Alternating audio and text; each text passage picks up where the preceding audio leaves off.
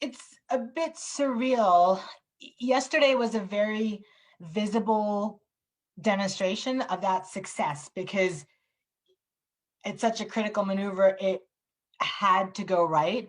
But the real success, in my opinion, is everything it took to get to that final minute. Thousands of people that worked on this project, put their heart and souls, and everyone had to be at the top of their game. So can you just walk us through exactly what was going through your mind in those last few minutes? I have to admit, for me, as the mission commentator, I was hyper focused on what the actual calls were and what I needed to say based on that. So there are so many things that have to happen in perfect sequence. So as soon as one thing happened, I was looking for that next call. I was like, okay, this happened, this needs to happen, this happened, here's the next one, here's the next one, keep going, keep going. And I didn't actually have a lot of uh, emotional energy to process what was happening. So it wasn't until after I'd made the touchdown call and people are still cheering that it really sunk in that we did it. We were on the ground and everything had actually uh, checked off as we had intended. You said you have been part of this for 8 years. Uh, That's right. so looking back at those 8 years, it's a long long time. 8 years is a long time to invest in a particular Yes. project. I feel immense pride, and it's a little bit bittersweet because after being with this team, this family at work, every day for the past 8 years, it's a little sad to know that, next week that we might all be going off onto our separate paths. But it's just been a privilege of my career and my life to have been able to be a part of this and to be a part of the whole team that has put Perseverance on Mars.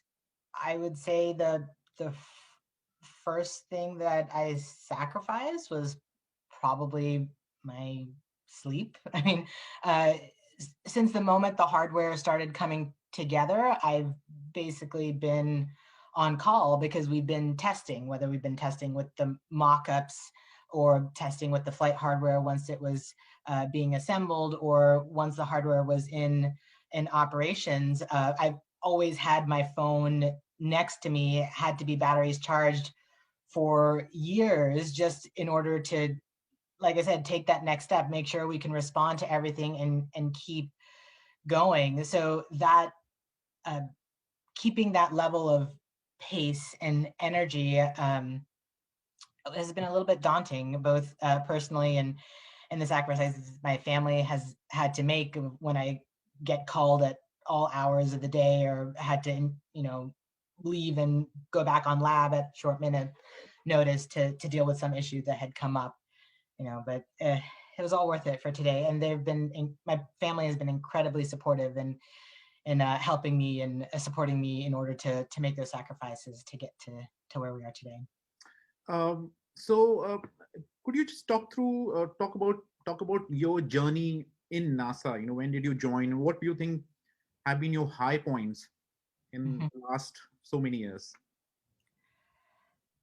I think I was around a junior in high school where I decided that I wanted to pursue something about space as a career. And to me, living in the United States, space meant NASA at that point. So I researched all I could about NASA. I had my first internship at the NASA Goddard Space Flight Center when I was still in high school. And then I went to Cornell for undergraduate, and I spent the summers um, at the Jet Propulsion Laboratory during my undergraduate years and formed a lot of connections there. And I did one internship at the Kennedy Space Center and went to graduate school and had the opportunity to interact with NASA Johnson Space Center and NASA Marshall Space Center. So it was all these opportunities to see the space industry through different viewpoints, through the different NASA centers, through the research that the different organizations like Cornell and MIT were doing, that helped me to find my niche. You were inspired by Star Trek, or you watched something when you were very young and that put you on the path to I success? I did. I was probably only 9 or 10 years old when I saw an episode of Star Trek: The Next Generation, and it was this really vivid episode where the Starship Enterprise has gotten thrown into a far area of the galaxy, and there was these beautiful images of space in different contexts, and I just remember thinking I would love to be on the bridge of the Enterprise. I would love to, be the one exploring and finding out new things about space, and that's really where I started. And then I started looking up, oh, where did they get those pictures from? And it led me to, the Hubble Space Telescope, and then the different planetary bodies, and it kind of grew from there. I gather you came to the US when you were very young. You were 1 year old.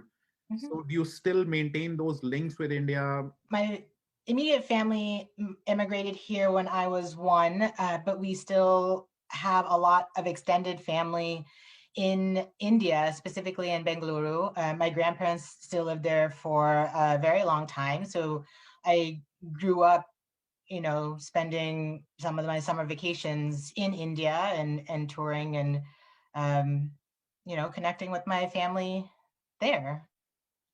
And have you received calls from your extended family in Bangalore?